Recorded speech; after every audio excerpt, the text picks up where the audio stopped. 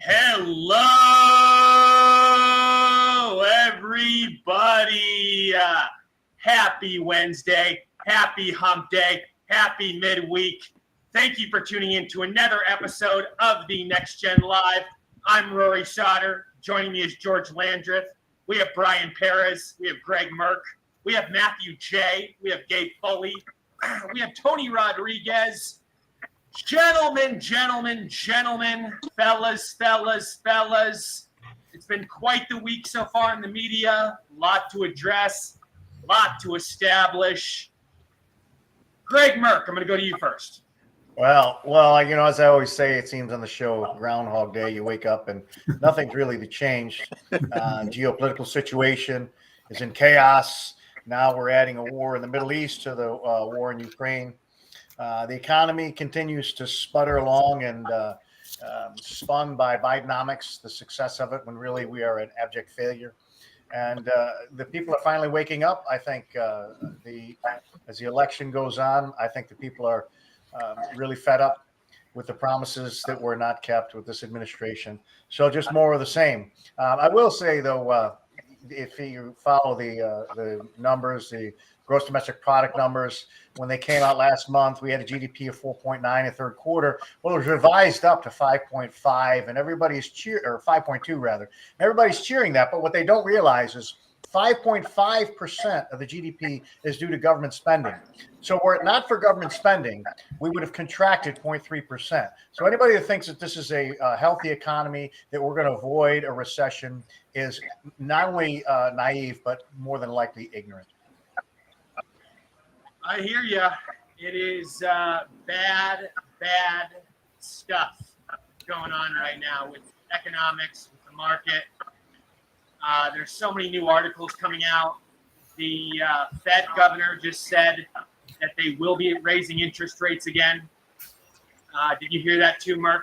Well, I mean, he said he's left the door open if inflation doesn't come down. Well, inflation isn't going to come down, but if they raise the rates again, I can promise you that this market's going to collapse. It's already falling. It's in a free fall, and the banks are in serious trouble, and that's not what they're talking about. I mean, last month they took out of the that bond program, the emergency bond program that the Federal Reserve, where they're basically giving these small regional banks face value for their bonds so they can shore up some cash for people's withdrawals, because people are pulling their money out of banks to put it in mutual funds and getting their 5.5%, and pulling it out of these 0.25% banks. Well, they took another $114 billion in loans last month.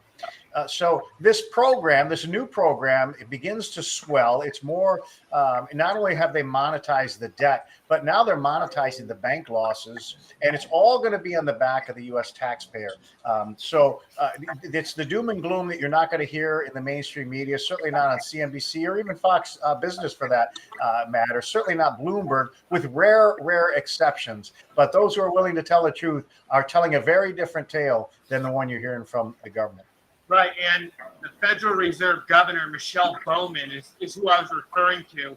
She said on yesterday, that she expects the central bank will have to hike rates further to bring inflation down to its 2% target. Yeah, well, the other Feds are saying that, and most people, Jamie Dimon, Ackerman, a lot of the financial guys are expecting and pricing in a rate cut by next May. So I doubt very highly that the December meeting they're going to raise. If they do, I would be very, very surprised. But if you look at the market has been responding to the idea that they're going to cut rates. That's why you've seen the market going up. And you also see a move in gold. Gold is approaching its historic high. And the reason for that is because they expect rate cuts. Rate cuts mean more inflation. And I don't see them raising rates, but I do see inflation going up. But I don't see them raising rates because it's really going to implode the economy. And Greg, it says here the average U.S. household needs an extra $11,434 per year just to maintain the same standard of living they had only a few years ago before inflation hit record highs under the Biden administration. Think about that. People need an extra over $11,000 a year just for, just to maintain, just for standard basics. You know, in six-figure salaries, people are making over $100,000 a year are finding it difficult, and many of them living paycheck to paycheck. Now, think about that: $100,000 a year, and you have to live paycheck to paycheck. That's extraordinary. These are extraordinary times, and it's going to take extraordinary measures to fix it. Unfortunately, I don't think Washington has it in them. And there's a new report out: Happy Meals at McDonald's going for almost $20. $20, yeah. That's Like, crazy. what's I don't know going what's so on? happy Why would about you even that. buy that? Why would you even buy it anyway? Like that's No, a Big Mac meal is going for like nearly $20, but that's ridiculous. That's still very ridiculous. Crazy. Well, when you got that pay the employees $15 an hour, that's what happens. I just don't understand how with credit card debt being at over $1 trillion, how the commercial real estate market is about to implode like we've never seen before. Yes, sir. All Everything of the foreclosures that will be coming anytime with the real estate residential market collapse, because, you know, they will not be able to sustain with the way things are looking. And we've talked about how it's going to be worse than the 1930s. Yes, sir. Absolutely. I agree. What I said Haven't all you along. heard? Bidenomics is working great.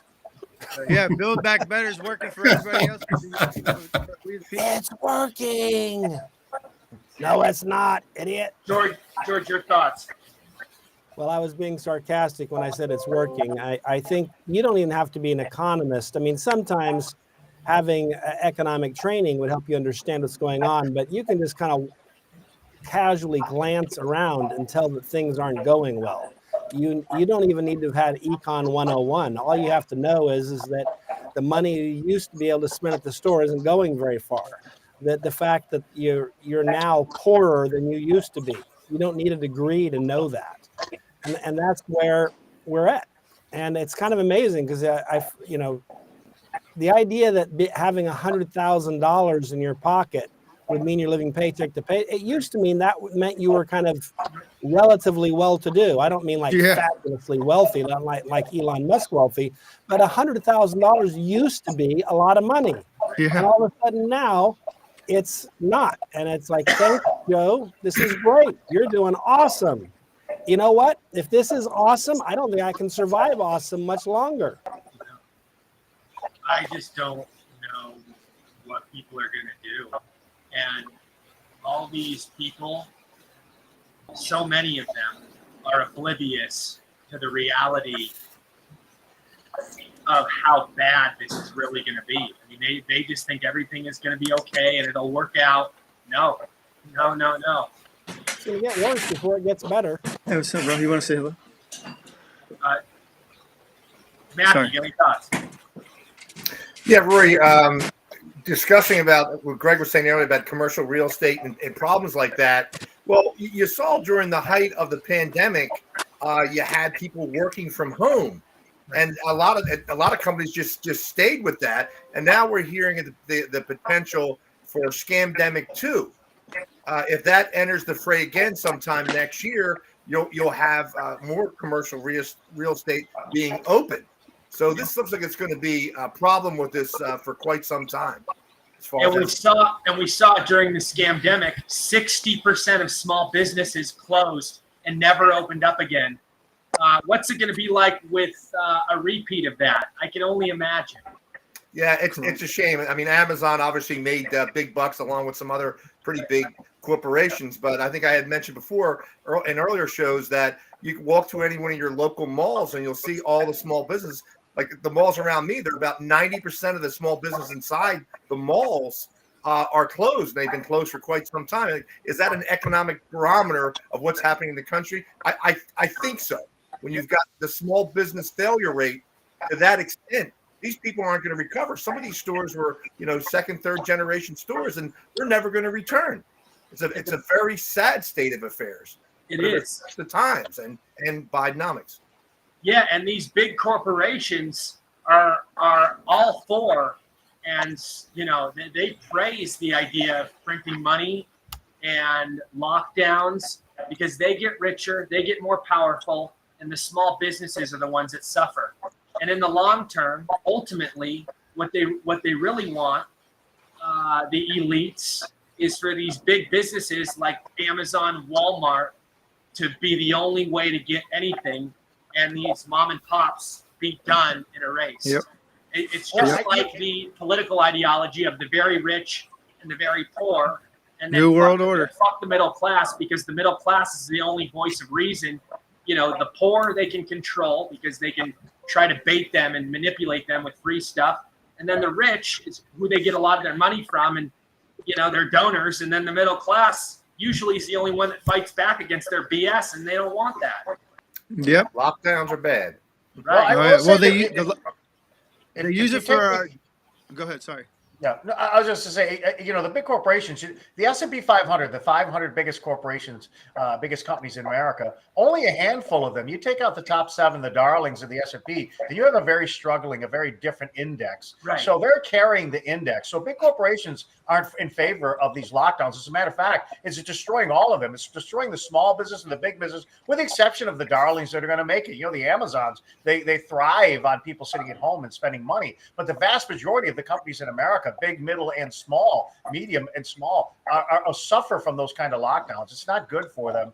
They don't embrace it. But unfortunately, America changed with the COVID lockdowns, and people don't want to go back to the office. They like being able to sit at home and pet their dog and you know, watch TV and take whatever breaks and naps they want to. It's horrible for productivity. We've seen a disastrous impact on it. But the people have spoken now. They don't want to go back to the office, and try to force them back and see what happens. They're challenged. Companies are challenged to bring their employees back into the office. Guys, there's an echo. Who's making noise in the background? I don't know. I heard something. Tony, go ahead. And then Gabe. Well, I mean, everybody's right about the economy, but for people to understand is they just need to go to the supermarket to see what's Horrible, happening. dude. It's horrible. I bought a loaf of bread for $5.99 at Albertsons. A couple of years ago, it was probably $2.99. There's this yogurt that was $1.79, and now it's $3 each yogurt in the last 2 weeks. And Newsom and Biden had the nerve to say that prices have decreased for Thanksgiving. Well, technically they did, because the last year's was the worst of all time. So this was the second worst of all time. So technically it did go down a little bit, but they're still lying because everything's still way up. Sorry, go ahead. Well, it's the same line with unemployment, right? We've got all these people working, but they forget to tell the American people that these people were laid off because of COVID. They just went back to work. Yep. Right. So it's the same kind of smoke and mirrors they use all the time, so the American people don't push back. Yep. And that's why everybody the billions of dollars in theft. That's compounding the problem. Right. Gabe, your thoughts, man. You're over in San Francisco, a struggling economy over there. Yeah, absolutely. It's horrifying in so many different ways. I mean, it's kind of a different. The housing market here is a little different than other parts of the country. You know, we got overpriced real estate. We got so many unique buildings. Salesforce, like 90, that the biggest building in the West. You know, so, but you know, then of course, it does make so much. And there is, believe it or not, there is a housing shortage at the same time, kind of like balancing that out. Like, oh, it's overpriced, but there's a housing shortage, but then they got all these. You mean they didn't take over the park? It's kind of a quagmire. What's that? Sorry about that. You didn't. Sorry about that. I didn't mean. Did they take over the park over there in San Francisco? The beautiful park that's over there by the bridge. The homeless. Are people living in the park? No. You mentioned, So you mentioned homelessness. I was sorry. I was trying to joke with you. Yeah. So, well, they cleaned up San Francisco as pretty good. So the first step was when the Salesforce CEO said, "You guys got to clean the city up, otherwise we're taking out the biggest convention in the whole city, and we're gonna." For a whole 2 weeks, the San Francisco arresting people and driving around crazy, moving the homeless across the street and in different places. And the second cleanup, which was a miraculous thing, was when they had this APEC, you know, when they had the Chinese president in San Francisco. And they cleaned up that city like it was so clean. There's not a piece of shit on French. You guys were not back. Everything shut down. Like the entire downtown was, you couldn't. I did a promo for my show in front of LinkedIn, and I had to go through some streets that were blocked off. They would let you in if you were going to a hotel or something. So I was parked out front. And, but everything was, I mean, there was a cop at every corner. Like you cross the Bay Bridge, is to the left and the right. Go across the Golden Gate Bridge, there's cops on any end. They're everywhere. For that whole week, the Chinese, it was like, it looks like in China, but I can imagine it's like a police state. And it was like a police state in San Francisco. So when these guys want to clean up, they can clean it up. They can do it. It's possible. It's just they want to do it because they make money. They want it that way because they can say. Did they have the roads fenced off too? We got that plan. What's that? Did they have the roads fenced off too? Like, did they make a path where only the Chinese So people yeah, can on walk? certain parts, like, so that they had some places where fenced the homes would. There's a couple of streets, like 6th and Market, 7th and 8th, and that's where there's a lot of low-income housing, and they all like kind of congregate in front of the low-income housing, and there's electric roads across the street. But they cleaned that, and they would have tents down there too in certain areas. They cleaned up all the tents. They moved the homeless into the Tenderloin, where it's kind of like an area where that's like all low-income housing and all crazy people walking around. Well, I mean, that's good for They San cleaned Francisco. up- That's what they like. You know, they I voted didn't for that think with stuff. those- So There's a bit of delay. Exactly. going on. Clean it up they can, but they don't want to. They don't want to clean it up. Yeah. So it's Fucking it's by Democrats, purpose. man. well, No, and that's what they get. the They same get what thing- they vote for, the though. Thing with me. I don't know if they can hear me. Exactly. I mean, not the economy, but like, it's by Biden. It's like not that they're like bad at it, but they want to do that. They want to like bring everything so that they can have control over everything. They bring it down and then they say, "Hey, let's go to Amazon. Get your stuff. Don't worry. Don't get your stuff down the street at this small business place. Just come to Amazon with you." The government and George, I Amazon wanna is the go- same thing. Isn't that true? George, I want to go to you, and I want to get everybody's thoughts on this. You're a lawyer. You can probably give us a good idea of what's going on here. Hunter Biden's lawyer said he's only willing to testify in public before a House committee. Your thoughts on this, George? Yeah, I don't know what he's trying to accomplish with that because he's not going to end up looking good. This is a guy who's, but my guess is he would like to see the press be in a position to cover for him. What is that? And if it's done privately, they have a harder time doing that because they won't have actually been there. Right. And I think he's used to. What's with the noise in the background? Hold on a sec. I'm gonna figure out who. Yeah, that's. I wonder. Yeah, I don't know, but it continues to happen. Hmm. I'll keep listening. Everybody, Matthew, people keep listening in, see what's going on. George, go ahead. Well, I'm just saying, I think he's used to the Praetorian Guard, otherwise known as the Department of Justice, running interference for him. And so I think he thinks that if he's before Congress, he's got to find a way to get somebody into the room who can help protect him. And I'm suspecting that's the media. Because, it's obviously a criminal operation. And the real question is, there's no doubt that he's involved. And there's no doubt his father's involved, but the point of all this is going to tie the two together. And, not that email doesn't already do that, not that photographs don't already do that, not that phone messages and other text messages don't do that. I always find it funny. People say there's no evidence. It's like, really? So, what's all that stuff I just described? You know what I mean? There's a boatload of evidence. Everything from banking records, banking drafts, all this other stuff, direct testimony from whistleblowers and others. And yet somehow There's no evidence. And that's how you know you're talking to people who are either insane or liars. George, do you think they want to delay the impeachment to get it closer to November 2024 to do some more damage to Biden, or that doesn't really factor into it? You mean, are you talking about the Democrats want that, or are you talking about the Republicans? Yeah, the Republicans want to delay it a little longer. You would think they have the evidence. Yeah. Why don't they move forward?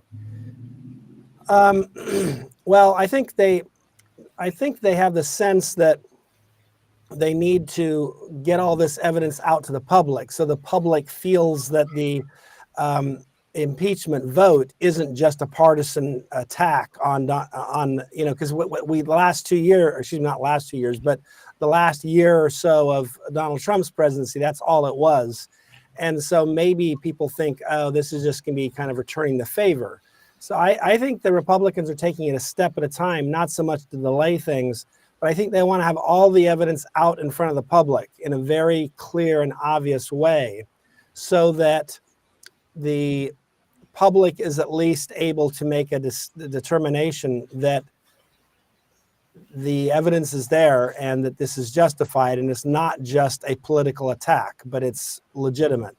Because, well, we've become used to, of late, that kind of stuff just being a political attack. You saw them, whether it was the January 6th committee or whether you saw the impeachment, none of it was based in reality. None of it was based in real stuff. It was all just garbage. So I think they feel the need to go the extra mile to demonstrate to the American public, we have a boatload of evidence and we've let you see it.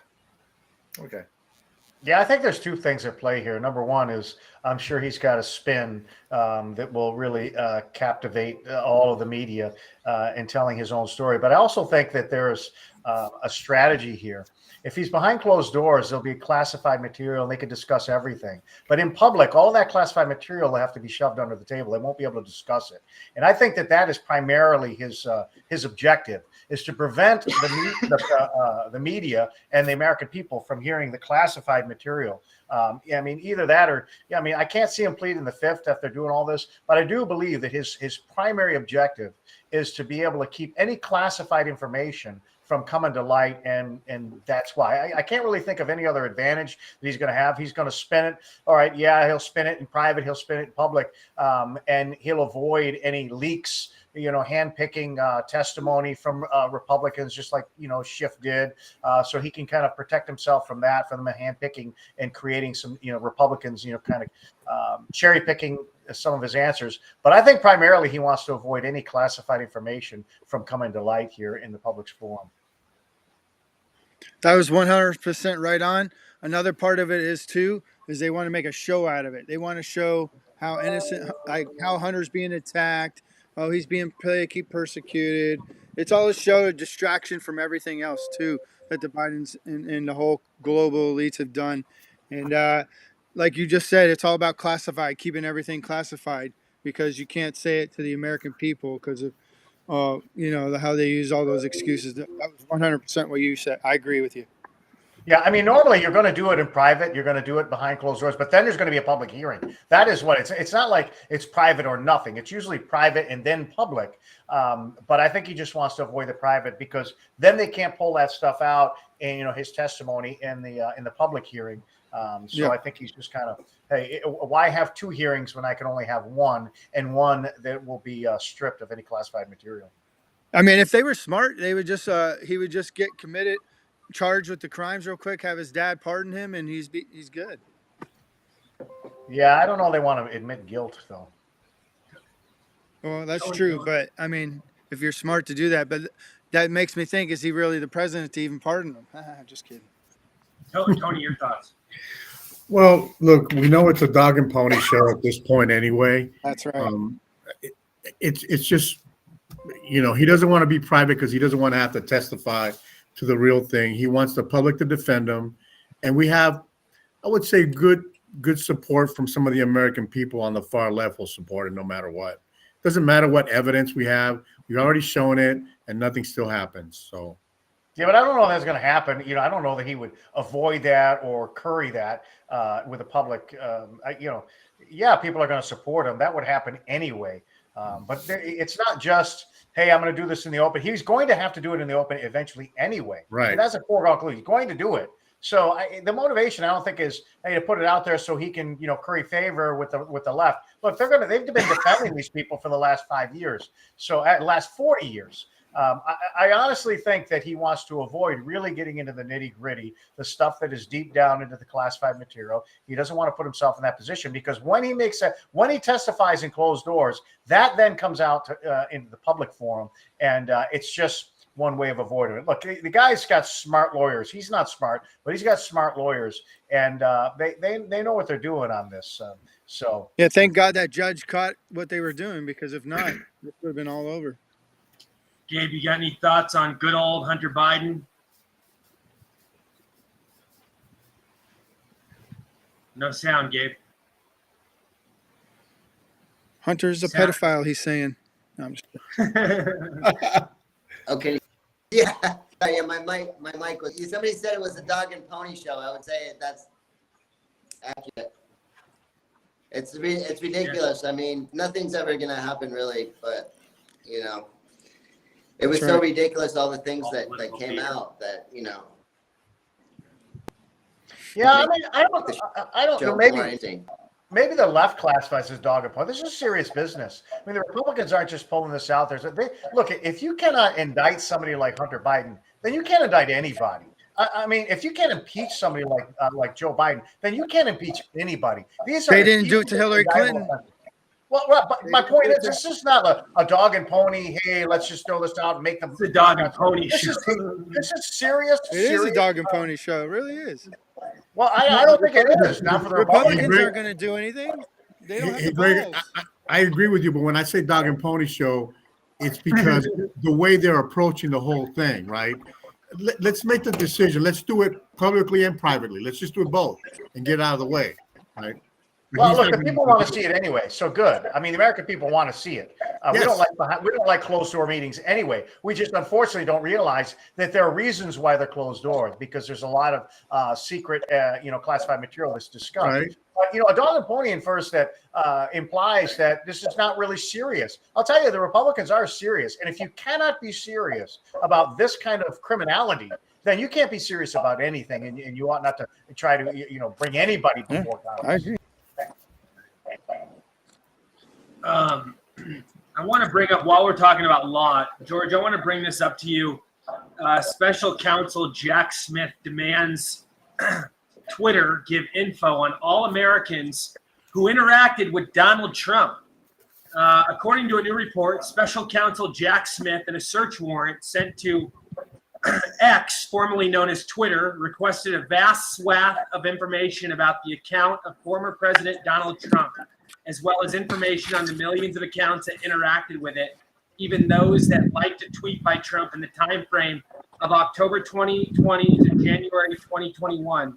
The heavily redacted search warrant requests a list of all users who liked or retweeted posts from Trump between October 2020 and January 2021. I'm definitely in there, including I think we're all screwed. And include all associated logs and metadata, which could cover location data. This extraordinarily expansive request would result in data on millions of Americans users being turned over to the DOJ. Twitter initially delayed complying with the request, per the New York Post, resulting in a $350,000 fine levied against the company. The warrant also requests all IP addresses associated with Trump's account and a list of all the devices used to log into it. This means that any staffer or aide who logged into the account would have the information divulged to the special prosecutor. All information on Trump's Connect and notification tabs was requested, as well as all search history, blocks, mutes, and even draft tweets. Holy shit, man. They're not playing around. George. That's crazy. I mean, what Jack Smith has requested proves that he's part of the Praetorian Guard, and it proves that he's a criminal. We actually have laws that say if you use the the power of government to purposely violate the constitutional rights of other Americans, that's a crime. And that was used, for example, during the civil rights era when you had, I guess the stereotypical case was maybe there's some sheriff in some, jerkwater town that was going after minority groups or those who were trying to register black voters or something, right? And that was, you could go after them. That was a crime. They couldn't say, I was just doing my job, man. Sorry. Nope, you're not. And so bottom line is that's Jack Smith.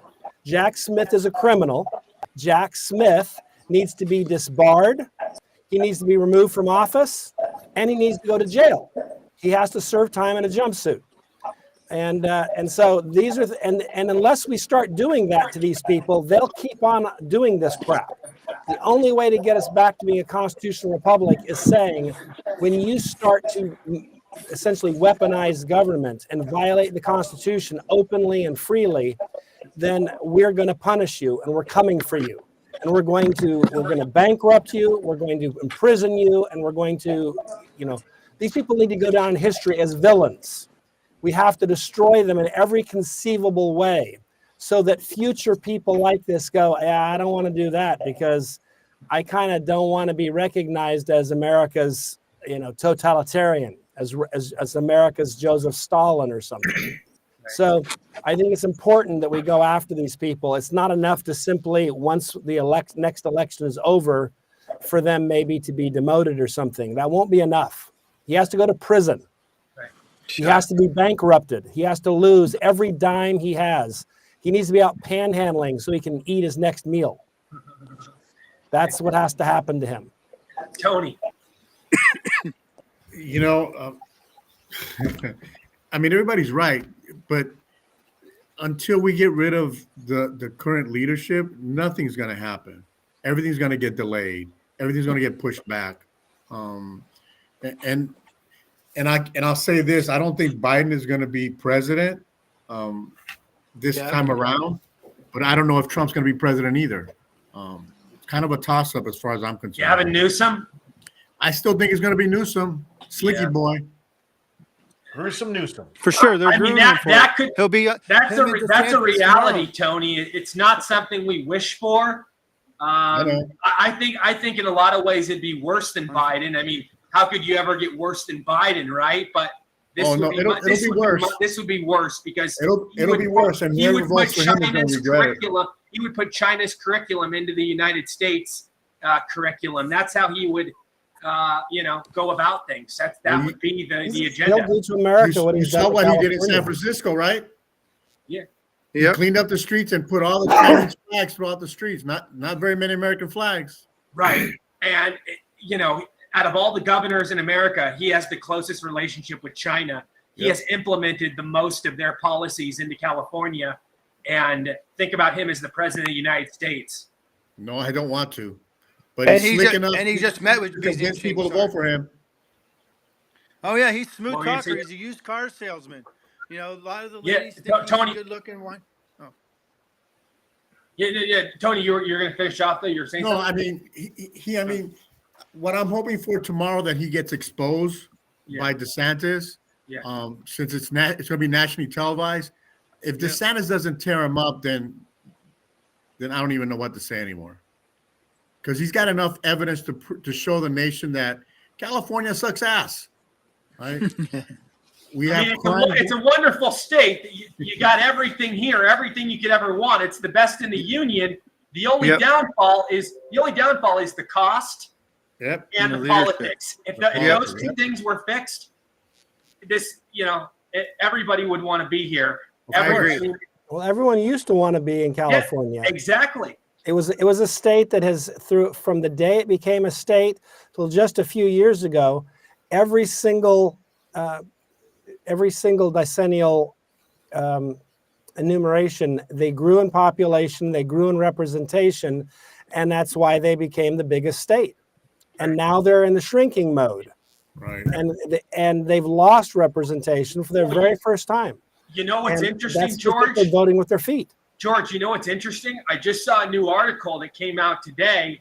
Now saying, and this is from a conservative outlet, there are people in significant amounts in actual, significantly large, moving from Texas to California. So people are moving to California now. So it's not just people moving to Texas, people moving to Nevada, people moving to Arizona.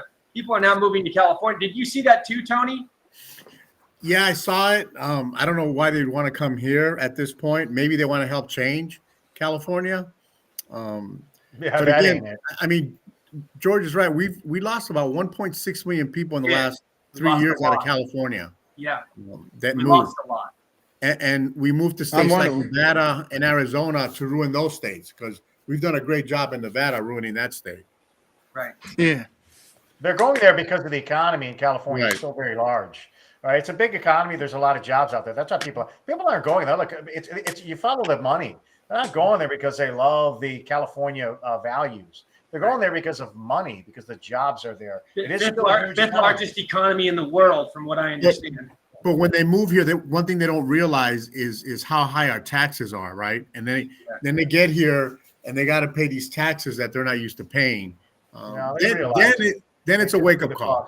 They just do a cost analysis. They realize it. But when you're going to get a 20% raise and make more money, and you're going to have to pay 10% in taxes more, well, that's like still a 10% net gain. But in terms of the debate tomorrow, this isn't about winning or losing. Gavin Newsom is going to win because he is a pathological liar and very good at it. When he says things, he manipulates. He gives you half truths and just made up numbers and fabrication. He packages it up with a great delivery, and he's very articulate. So this is not going to be winning and losing on facts. If you went to that, well, obviously you can compare the state of Florida with the state of California, and there's no comparison. Florida's gaining 1,000 people a day, and California's losing people. But it's not going to be about who's going to have the best message and the facts. It's going to be who's got the best delivery. And I'll tell you, Newsom, he's very skilled and he's hard to beat. I love Ron DeSantis. He's a smart guy, and I hope he can deliver tomorrow. But I'll tell you, Gavin Newsom is hard to beat in the delivery area. Right. Yeah, well, you make a good point too, because liars have an advantage in a debate because you can lie faster than the other guy can explain why what you're saying is false. So if one guy gets 2 minutes to answer a question and it's 2 minutes of just flat out lies, your 30 seconds or 45 seconds to rebut. And it's not going to be that kind of debate. It's going to be kind of a free for all. I mean, they'll have some time, but he's going to let him go. I mean, Hannity's not going to say, ring a bell, yeah, you're done speaking. I mean, he's going to let him go at it. And that's where Gavin Newsom is at his best. I mean, this guy can command a room and dominate the conversation. He's just extremely guys like him are the most dangerous, the absolute most dangerous, because they lie to a straight face and they're very believable. He is very dangerous. Yeah, he's a used car salesman. He's a used car Tony, salesman. before you go, and then I'm going to go to Matthew J, because I know Matthew J wants to give a few thoughts on what we just talked about. And the next thing I'm going to say, I know Matthew J wants to respond to this. Colorado Supreme Court set appeals hearing in a case to kick Trump off the ballot. Tony, what do you make of this? They're trying to do this in various states, especially the ones that are pretty heavy blue. They don't want Trump, right? They know if Trump wins, the party's over for them. That's reality. They just don't want Trump. And they're going to do anything and everything they can to try to put him in jail. And even in jail, Trump will win. Yeah. Trump's going to win no matter what, unless something drastically happens. Well, they're going to steal the election again, obviously, or martial law. Yeah. It says Colorado Supreme Court has scheduled a hearing for December 6th to consider cross appeals on a case to prevent former President Trump from appearing on the ballot for the presidency in 2024. Interesting. And if they do that, then they're going to activate the 3%ers in this country, and then there's going to be a lot of trouble. That's not going to pass. It's going to fail. The Supreme Court will never let that happen. You never know in Colorado, though. It's Colorado, Greg. It's already failed. I mean, it's failed. I think it's just propaganda. They're just trying to. It's going to be on the ballot. They already lost. Yeah, I mean, I know that some people are following Nikki Haley now, but I don't think that's going to. She's a neocon, man. She's a neocon. No way to her. Yeah, she's the worst. She's the worst. Tony, tell everybody where they can find you, where they can get involved. You can find me at Tony4California.us. If you guys know anybody that lives in Southern California, shoot them out my name. I'm in a heavy competition with 7 Democrats now, which I find an advantage for me at this point with 7 of them. So How many Democrats? What's the demographic split up between Democrat and Republican? oh, it's 60 38, and then the rest are independent. 60-38. Well, that's pretty good then, because I mean, unless somebody's really a Democrat's a dominant. Right. I mean, if you can get 38% of the vote, and that means somebody else has to get more than half of the Democrat vote. And I think they're going to split the vote, which will get me through the primary, and then I just got to focus on the general. So, All right, Tony. thanks, God guys. bless. God bless. And you already told everybody where they can find you, right? Like Tony4California.us. All right, buddy. All right, man. Have a good show. We'll talk to you soon. Thanks. All righty. Matthew J. Yeah, a couple things breaking, Rory. Or were you going to ask a question about the current Irish situation? No, I thought you wanted to answer about the Jack Smith thing, and then I thought you also wanted to answer about this whole election getting thrown off the ballot for Trump. Well, the Jack Smith thing, I certainly agree with George. This guy is a criminal. There's no doubt about that. My concern is if Trump doesn't win or a Republican candidate, Jack Smith is going to skate. All these things he's been doing to the process, he's never going to be held accountable for it. And that should be None a of big them. concern to all of us. These people are doing all kinds of rulings in D.C. against Trump. And it doesn't matter if you hate Trump or you love Trump. As an American, you should be concerned about what is happening with these political prosecutions. Right. This, and the Democrats think that this could never happen to them. Right now, they're controlling the ball game, obviously in D.C., to the detriment of the country. So These people really believe it, though. I mean, the American people are believers. They really believe that Trump led this insurrection. They really believe that Trump is guilty of all these things. So, the American people expecting them to say, well, this could happen to me. Well, they really believe it. They really think I agree. And this is the power of the media brainwashing and manipulating the masses. This is what happens. Yep. Yeah, I tried all these forces. It's and the academia, politicians that lead them on. I mean, it's a combination of things, obviously. But the mere fact, Rory, that they're attacking Trump from whether it be releasing supposed classified information or something to do with overpricing a lot of his properties and whatnot, this is really crazy when you think about it. We're talking about what? A potential of 700 years in jail and over 90 felony charges. This is unheard of in American political history where they go after somebody like that. He's the leading candidate. And I will say the idea of them coming after all of us because we retweeted him or liked one of his tweets. I'm on that list. Excuse my I'm French. with you. I'm on that list because I retweeted him and liked a lot of his tweets from that October timeframe to that January timeframe. Well, Rory, I think we all are. Like we said, Greg sure. probably is, George probably is, Matthew is, Brian. I don't think, we're all guilty as charged. My account's permanently banned too, so I don't even know. Well, I'm suspended. I don't know when I'll get mine back, but. Well, Rory, when I read that and story, it's because I shared an article. All because I shared an article, a conservative article. They said didn't align with their standards and went against their guidelines, and then they suspended me, and they didn't even give me I assumed because literally 30 seconds after I shared an article, they said suspended, and they didn't give any sort of reason. So the only thing I can imagine was because I shared an article that probably thousands of other people shared. And that's how I hear these kind of stories all the time. They will ban you for simple stuff like that. And look who the CEO is. I know Elon Musk owns it, but the CEO is not a nice person. She's a globalist. She's on video during the pandemic trying to give people tutorials how to wear their mask. This woman is definitely not someone that is for American values. She's evil for sure. Yeah. Rory, when I read that article you're referring to this morning, I said to myself, and I'm not trying to be big man on campus, Trump retweeted me quite a few times in that time frame. And I'm thinking, how far am I up that list? Well, do you realize how many Trump supporters had their accounts nuked right after January 6th? And not even for any valid reason. Like they just nuked apparently like 200,000 accounts. Yes. I knew several people it happened to, and they were like, "What the hell?" They weren't even there, and it just randomly happened. Twitter went in and just started nuking Rory, accounts. there's a bigger question here. There are people that are on Twitter. It was their livelihoods. Now we saw Elon Musk recently sue Media Matters. Well, how about the people that were nuked, like you said, that were actually making a lot of money from their Twitter accounts through advertising or whatever, selling subscriptions or whatever? Do they have any recourse? Can they sue also? I would hope so. I mean, it's just unfair. It's unfair. It's not. Yeah, it goes against what we stand for. Well, free speech is everything, Rory. So wrong. Free speech is everything. And we start losing that, like big tech obviously is against free speech.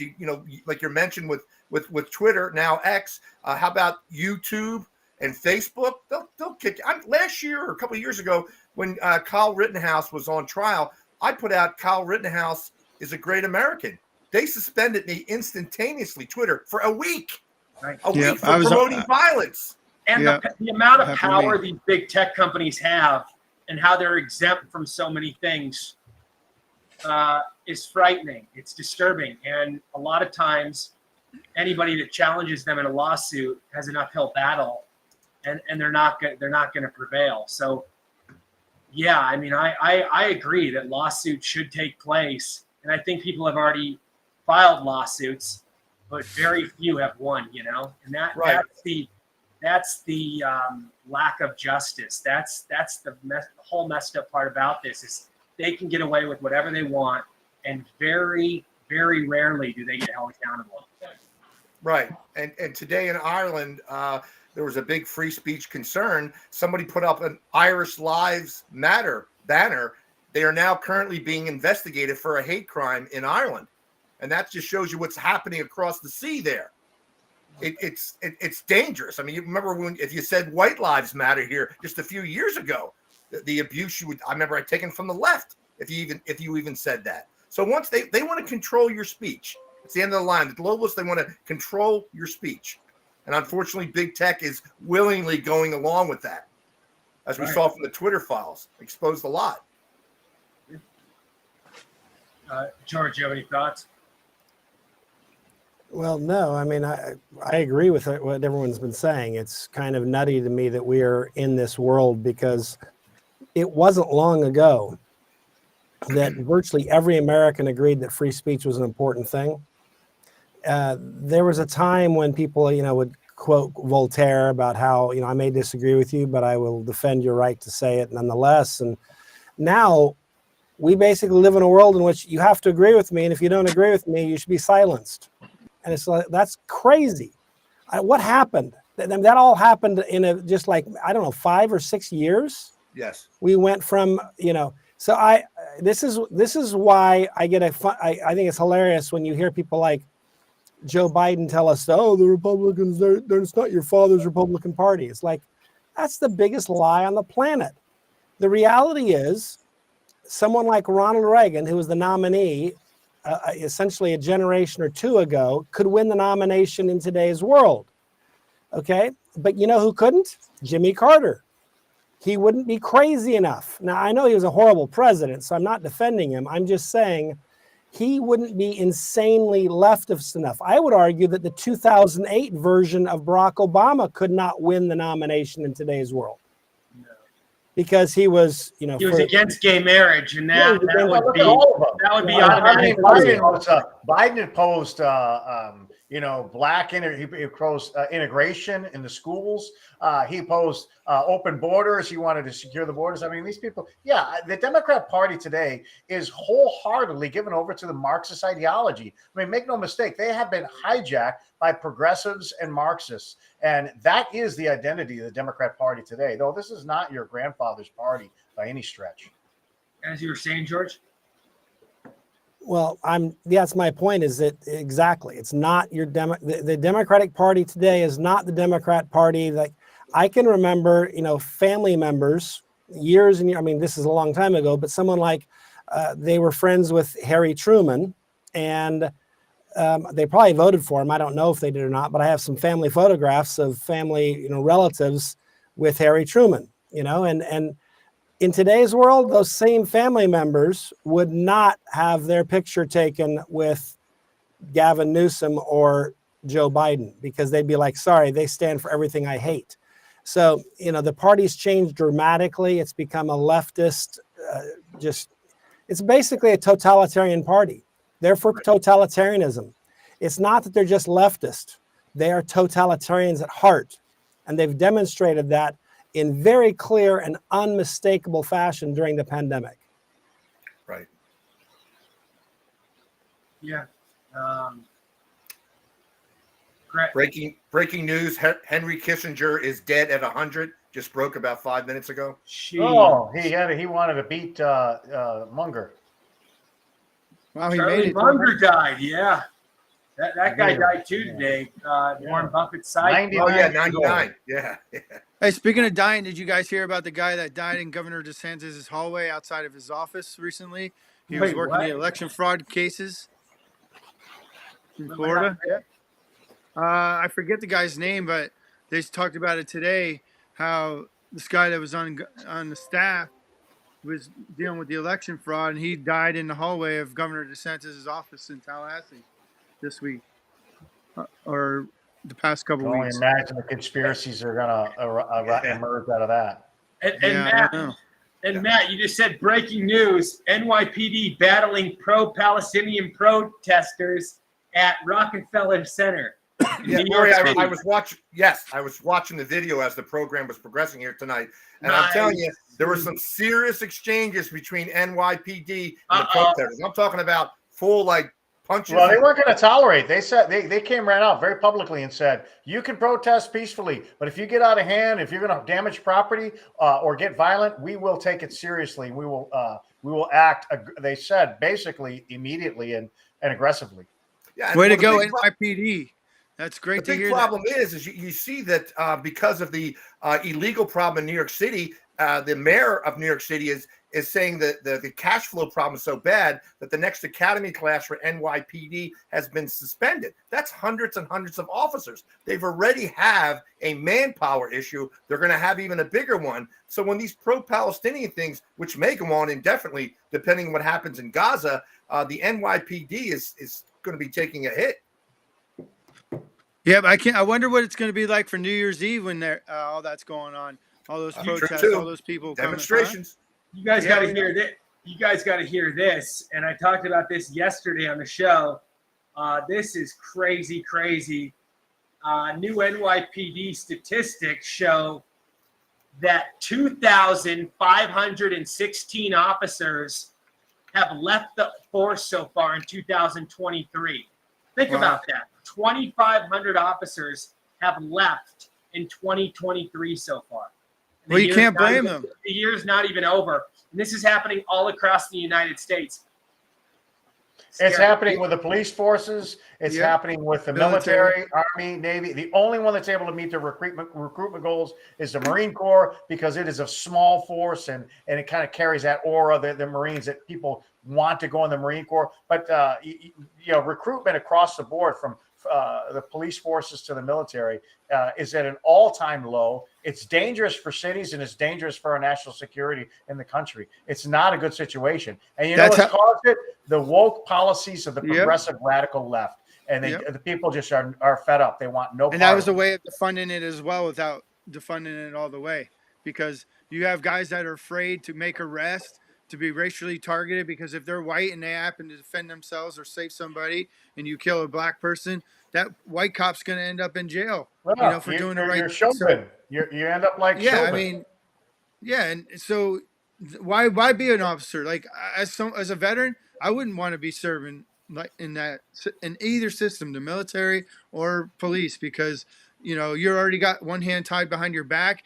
You'll probably end up in jail if you even do the right thing. That's just you can't blame them, and that's what you get when you vote for it. So I actually tried to interview the San Francisco small business owner that has properties there. He was in the news recently. I talked to him today. He goes, "Oh, you're a Trumper? I won't do an interview with you." I'm like, "Bro, I'm just trying to get your story out and let you know, like, there's many of us out here who are small business owners and we need to stick together. He's like, oh, you're a Trumper. So I was like, dude, whatever. I hope you get what you vote for, and I hope your economy collapses you in San Francisco and you're happy. Wait, before I know you're going to want to respond to this, Brian. We're going to close up here in a second. Okay. Jimmy Fallon's under fire for calling a trans actor Hunter Schafer Bud. Yeah, I didn't catch that. I watched that clip. Did you hear him say Bud? I don't remember. No, he said Bud, and the trans community is freaking out. Everybody's Like, when did he say it though? Like, Wait, so like in a nice way, like good job, Bud. Like not. I'll tell you exactly what he said. Okay, so he replied enthusiastically to something the actor, whatever, said. Oh, Bud, it's unbelievable. This is really cool. Now you're in Hunger Games. Oh yeah, okay. So because Yeah, he called someone I Bud, didn't he catch got. I listened to it, but I didn't catch it. It was that kind of benign. I didn't, because I listened for it, and even listening, I didn't catch it. But he was just he was kissing ass to that tranny anyway. You know, it's funny because this guy bent over backwards to kiss this weirdo's ass, and now they're attacking him because he said Bud. They're so ridiculous. Well, just give they eat their them own. enough time, they devour each other. Exactly. I mean, it's ridiculous. I'm glad he did it because I don't acknowledge trannies. Believe me, he didn't do it. He didn't do it as a slight. You're a dude. He didn't do it as a slight. Believe me, he's fully on board with the whole thing. I know he didn't. I'm just saying, I'm glad he did though because I don't care, man. You acknowledge what they are. You got a penis. You're a dude. You got a vagina. You're a female. Like kindergarten. He wasn't acknowledging that though. He wasn't acknowledging that. I know he's not. He would do that to he would do that to Brooke a chick. Field. Yeah, whatever. Yeah, I know. I'm just saying. I'm glad he did it though. I mean, I'm only glad in the sense that you watch how radical leftists and progressives devour each other. Exactly. Not because he didn't point out anything that we didn't already know. It's not like, hey, he's one of us. No, it just shows you how ridiculous these people are. Yeah, I know. I'm excited to watch them devour themselves. It's fun. I know George has got thoughts on this. Well, yeah, I think it's very George funny. thought she was hot. Yeah, I think it's funny stuff because what it really tells you is, and I think it explains why they have such discipline on the left. It's because they all know that at any moment you can be eaten alive. There'll never be a point at which you can say, hey, guys, I've been towing the line perfectly for so long. Cut me some slack. They won't. And I'm not suggesting we become kind of crazy where we just eat each other up just because somebody says something we don't like. But this is the extremism of the left. I don't know that I would call that on a discipline. daily basis. I don't know that I would call them discipline. It's chaos. When truth is supplanted by imagination and when fantasy replaces reality, you get chaos. This is the chaos of progressive. They don't know what to believe. I mean, I don't mean disciplined like order. I just mean disciplined like if you step out of line, we're going to hit you and we're going to hit you hard. That's all I mean. And that's what they do. That's what I'm not. But you're right. They're not disciplined in the sense that they have structure, that they have any sort of, sense to things. I just meant that, on our side, we can have conversations. It's not required that we all agree on everything.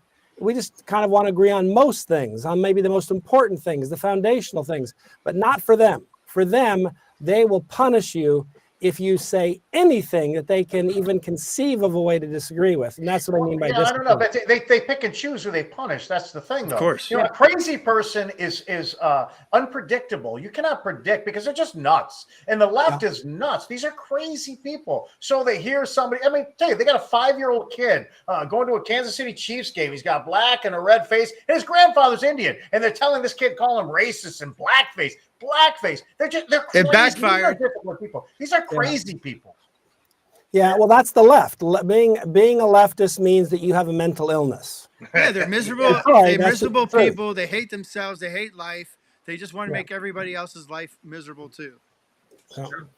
It's true. And did you guys also hear about Target embracing transgenderism, hiring gay Cruella for marketing job? Listen to this. Target has reportedly chosen a man named Eric Thompson, who goes by Gay Cruella on social media, as the company's senior LGBTQIA plus segmentation strategist and Pride lead, despite seeing its sales decline over its Pride-themed products earlier this year. Thompson, who claims to go by he, him, his, her pronouns, said he is honored to accept a role leading Target's LGBTQIA plus multicultural merchandising strategy and Pride businesses. Thank God, Belinda. Girl? In an Instagram biological post, girl? in an Instagram post that was flagged by the popular Twitter account Lives of TikTok. Wow. Is this a biological girl? They're going to end up being the next Transheiser Bush. Wow, Everybody go shop at your small business owners and local places. Target ever learn? Does Target ever learn or not? Does any of them? You know what's funny No. is the ESG, the whole environmental, social, and governance, which is all part of it, in the United States in the last 2 years has plummeted from $17 trillion in investments to $8 trillion. That just goes to show you the market cap of the decrease in investments. Globally, they've lost over $5 trillion. So it is a losing game. If you want to play the woke, you want to play the trend, you want to get on this bandwagon, the whole ESG thing, you are destined to fail. The companies are realizing, they're waking up, and pension funds and investors, they're realizing that this is a dead-end street. This is not something to invest in. It doesn't work because it's not based in fundamentals. It's not based in analyzing a corporate structure and whether this is a company that's going to succeed or fail. It's based on feelings. It's based on emotions. It's based on opinions. That's not a winning strategy in investment. The last thing you need to leave your emotions at home, completely dissect them out of your investment strategy. Otherwise, you will fail, and you are not being a fiduciary for the people that you're investing for. Look at Walt Disney, right? Look at Disney. The movies, they all suck. They still put them out. Disney, they lost $750 million in the past year with their. Well, I'm not just talking about stock prices that are plummeting. I'm talking about investments that have taken out because you've got No, I'm talking about Disney's movies. But Biden's vetoed a Republican law that says that you can't force people. It was the ESG thing. He vetoed it, and it would sell. So they can force these companies to show and have to broadcast. And this is what they're forcing companies to do. They got to disclose their ESG investments. And but you look at the investments and how they plummeted. I mean, they've lost over 50%. From 17 trillion cut in half. Because you know why? Because people that are investing in these businesses based on ESG realize that this is a failing game. Emotions and opinions do not trump analyzing company spreadsheets and fundamentals. You know what? If you ever follow Hillsdale College, they put it in Primus a letter every month. And this month's letters on the transgender, that whole thing, the evolution of it, and how it came into academia in the 80s. It's extraordinary to see what they did. To read that article, if you've got an opportunity to read it. It is extremely interesting. Look, radical lefts are in it for the long game. They started in the late 30s. They don't need an immediate turnaround. And this whole transgender thing, we think it has just happened. It's come to, because in the last couple of years, it's come to a head. It's been in play since the 1980s, and they had a fervent objective to fundamentally transform what is man and what is woman. I hear you. George, you have any thoughts on this? Well, I was just going to say, I find it curious the very people who seem to, through clenched teeth, tell us to follow the science, are the people who don't. They're the climate nuts. They're the people who tell us we have to wear that little kids need to wear masks and all this. And they're the same ones that think that chromosomes, XY versus Y, XX, that's not science. It's like, okay. Yeah, because it's not about science. Blank is never about blank. The transgender, the climate change. It's not about climate change. Is not about the planet, saving the planet. The LGBTQ is not about equality. It's always about fundamental change. Yeah. It's about taking over the. Yeah, I mean, it's just nuts. I mean, these people, demonic. They're either lunatics or they're lying sacks of rotting fecal matter, but they're one of the two.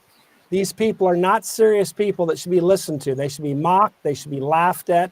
They should be made fun of, and they should be ridiculed because they are either among the stupidest people walking our planet. And it makes me wonder, how does their brain send a signal to their heart to beat, or to their diaphragm to flex and cause them to breathe? Unfortunately, these are very intelligent people. I mean, these are people who've got very high IQs, very intelligent, very articulate people. They're just demonic, godless, soulless people that have been taken captive at their own will, and they see the world and certainly this country through a very, very different lens. So they're not stupid people. I mean, their policies and their principles and ideals are stupid. They don't work. They're illogical. But these are smart people. They've infiltrated every area of government from the top to the local. Obama, you can thank Obama for that. Obama got all this in high gear during his 2 but terms. Obama's not that smart either. I mean, I know people say he's really smart, but I never ever heard him say anything where I said, wow, that was intelligent. I actually think you can judge how smart someone is by whether they ever make sense or not. And the left doesn't make sense. So that's why I'll have to respectfully disagree that they're intelligent, because I don't know. Gavin's like Obama. Yeah, he's a smooth talker, but he's not. Gavin Newsom, I could train a high school kid to mop the floor with him factually in a debate, which tells you that he's not a serious human being. He's just a good kind of what you might call gadfly, and we live in a world in which he's allowed to get away with that. Because in a real world where like the media cared about facts, they'd eat him alive. Yeah, but they don't. Why? Because they're on the same team as him. They're like actors. There are some actors that are just unbelievably good. I mean, they say something, you believe them. And there are other actors that are just horrible. They're terrible, and they don't get job. But, you look at the top actors in their performance, and they just do an incredible job. These people are actors. Of course, they say Washington is Hollywood for ugly people, but that's what they are. And they practice their speeches and their articulation, and they get people to help coach them. I mean, they are master actors on a stage, and the American people are watching and buying their trash. Master manipulators. Yeah. Before we close out here, wow, there's a new article out, and I want to get your guys' thoughts. College courses are now being offered at Harvard, UC Berkeley, and University of Florida. Taylor Swift, baby! For Taylor Swift, yeah. Wow. College courses, and these are literally, this is insane. Harvard professor and diehard Swiftie Stephen L. Burt will be teaching a new course called Taylor Swift and Her World. Set to debut this spring in the Ivy League University's English department, according to a report by the Harvard Crimson. In this class, students will earn college credit for their deep dives into Swift lyrics, music, and influence, dissecting her catalog and reading a host of authors Burt finds relevant to understanding Swift's artistry, the newspaper reported. Professor Burt, who graduated from Harvard in 1994, told the Harvard Crimson, I try to reach only the courses that I think our students can really use, either because students want them or because our curriculum needs them. Burt, beyond the Swift thing, because it's just ridiculous, obviously, to any because the students need them. They need a Taylor Swift course. Good Lord. Well, it's just about Harvard. Wow. Okay. It's part of the bigger problem with these Ivy schools, which is why I think they're going to be in serious decline. The more they do this, the less people are going to want to go to these institutions. It certainly isn't helping their brand at all. This is bad. George. It's like Bud Light and Mulvaney. I mean, if they think that this is going to elevate Harvard, it's like, why would you do that? I mean, it's you've got a world-class institution that is known all over the world, and you would denigrate it like that. It just goes to show you that progressivism is not about the logic. It's just all about change. That's feelings. Feelings. It's about feelings too. Is Taylor Swift going to be like a visiting professor, Rory? Maybe a special appearance. You never know. You may see a cameo. You never know. George, what do you think of these Ivy League schools and their Taylor Swift Swiftie? courses. I mean, I'm not the biggest Taylor Swift fan, but Me I've got neither, some me neither. family members who like her music, Right. and that's fine with me. Right. But the idea that she and her music, if you're getting a degree in music, maybe you should, study her for, music. I don't know, but at a Ivy League school that's kind of focused on intellect, it's like, what?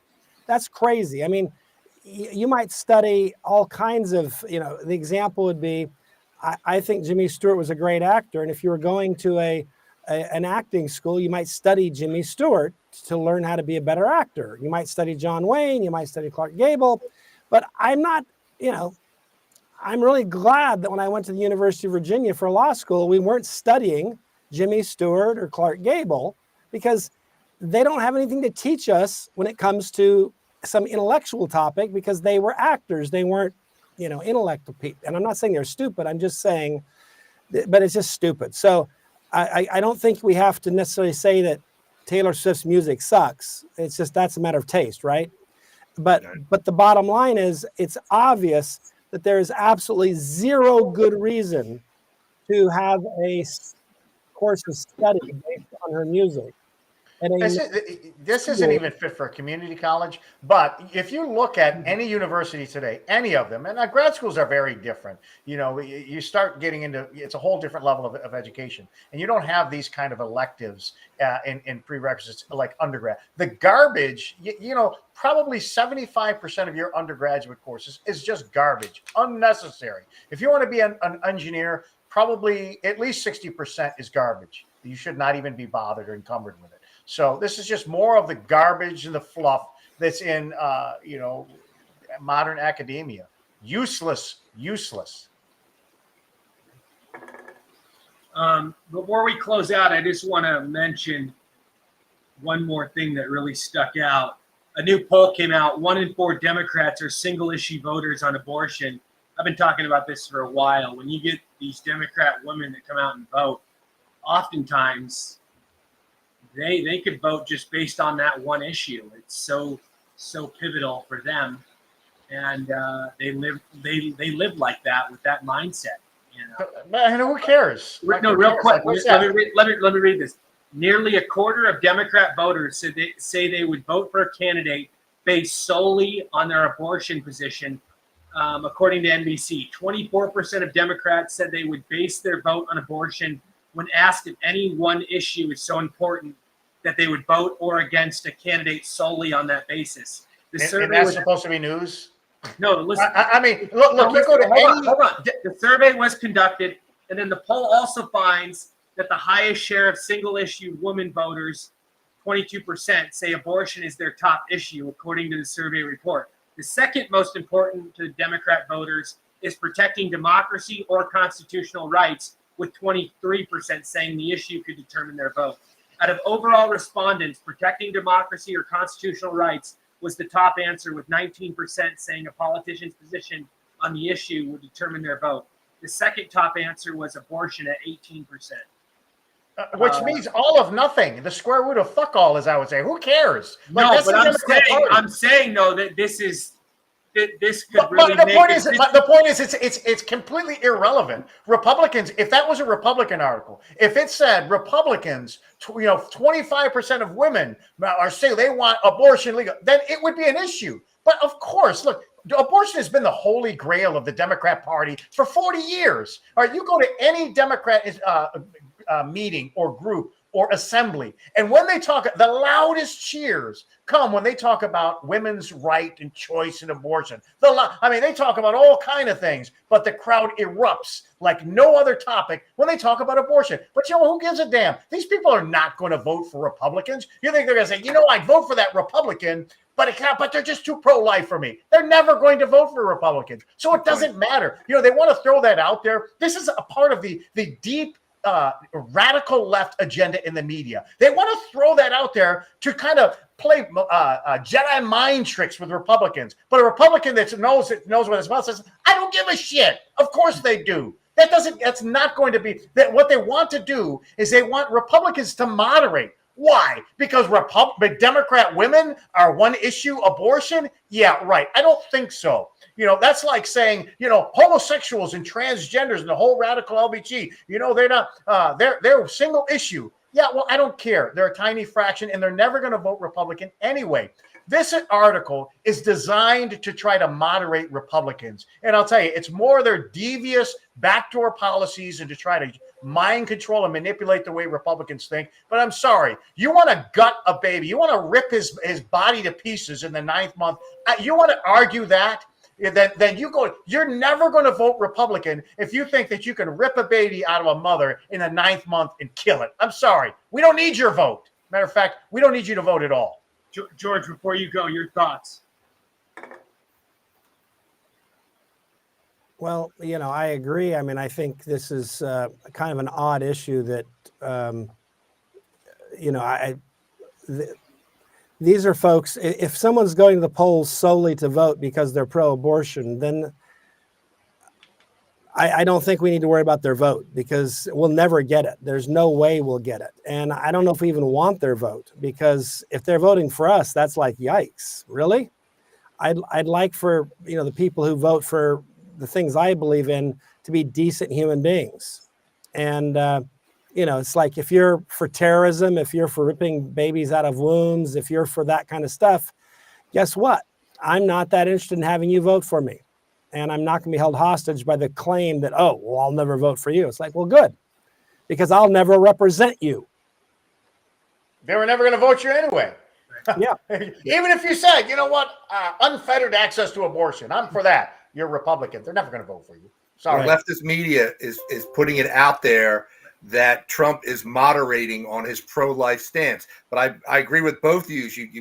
You put that out splendidly. That it's propaganda. They're trying, like you're saying, we don't want that. We don't want that pro-abortion vote. They were never going to come our way anyway. But they are floating it out there to say President Trump has to moderate his vision of pro-life or support of pro-life. They're putting it out there, and it's bullshit. Like Greg would say, a Jedi trick or whatever. It's bullshit. That's right. But you know what? Suckers are going to fall for it. You listen to these Republican douchebags. We need to stop. This abortion. Now you're falling for it, hook, line, and sinker. Yeah. These aren't the droids you're looking for. Okay, move along. It's just nonsense. Read those articles, and I just laugh and think, listen, this is just more of the deviant nature of the media, and really, it's evil nature of the media. But, go ahead. So, cite all the figures you want about Democrats. They vote for a lot of things. Of course they do. They're never going to vote for a Republican. Matthew, anything else before we close out? No, that was it on the breaking stories, the Kissinger death and the near riot there in New York City with the pro-Palestinian demonstration. Perfect. George, tell everybody where they can find you, get involved. Absolutely. ff.org, Frontiers of Freedom, ff.org, and you can get me on Twitter or X using my name. It's very clever. Who'd have thought of that? Greg, tell everybody where they can find you. Well, I'm going to start taping starting tomorrow, Minutes with Merck, a 5-minute give or take segment. It's going to be pointed. It's going to be powerful and impactful. And Minutes with Merck, and we're going to be on the net here, the Next Gen, and on every social media. And Senseless TV, you'll be on there too. Yep. Perfect. Matthew J. You can watch the Matthew J. Show Monday through Friday on X between 4 and 6. Also, of course, here at Next Gen USA and Senseless.tv. Excellent. I want to thank everybody for tuning in tonight. Another episode of the Next Gen Live in the books. We will see you all very soon. Until next time, I'm Rory Sauter. God bless. Much love.